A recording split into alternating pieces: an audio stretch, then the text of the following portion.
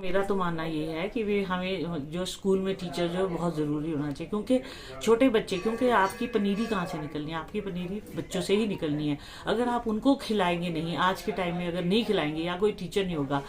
तो बच्चे, मुझे लगता है आगे उनका जो भविष्य है, जो खेल में हम सोच रहे हैं कि भी हमारे बच्चे जो है खेलने में आगे बढ़े, तो कैसे बढ़ पाएंगे। अगर हम बात करें, अगर मैं अपनी भी बात करूँ, तो हम 5 सिस्टर्स हैं, और हम अगर स्कूल, जिस पोर्टबोर्ड स्कूल से हमारी स्कूलिंग हुई है, अगर हम वहां पे अगर हमें स्कूल के टीचर या फिर फिजिकल टीचर ही एनकरेज नहीं करते, तो शायद मैं आज हम भी यहाँ तक नहीं पहुंचते। तो मैं समझती हूँ कि फिजिकल टीचर होना बहुत जरूरी है। आप ये कोई जरूरी नहीं कि वे आप, ठीक है कुछ पॉलिसी होगी गवर्नमेंट की,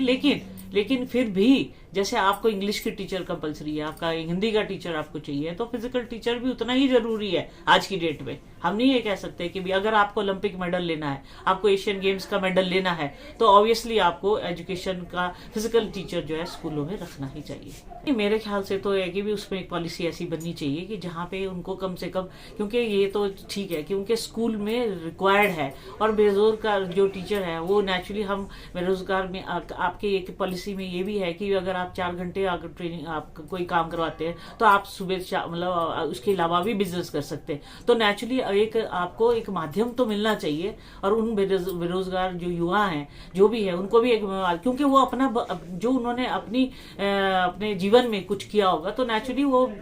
बच्चों को तो वो शिक्षा देंगे। तो मैं समझती हूँ कि ये विचार करना चाहिए, और इस पे पॉलिसी मतलब गवर्नमेंट को बनानी चाहिए, और जल्दी ही जो स्कूलों में रिक्रूटमेंट करनी चाहिए, ताकि हिमाचल के जो बच्चे हैं ओलंपिक्स और एशियन गेम्स में अच्छा नाम कमा सके हिमाचल। जी नहीं, बिल्कुल। अब जैसे हमारे जगह अगर हम एथलेटिक्स की बात करें, तो इंटर डिस्ट्रिक्ट एथलेटिक्स चैंपियनशिप भी हमारी होती है, और इंटर डिस्ट्रिक्ट नेशनल एथलेटिक्स होती है। तो उनका हमारा भी यही मानना है कि भी हमारे को जो ग्रास रूट से बच्चे को जो है, क्योंकि अगर आप ग्रास रूट में ट्रेनिंग नहीं देंगे, तो बच्चा बड़े होके कैसे, आपको कोई जरूरी नहीं है कि भी बहुत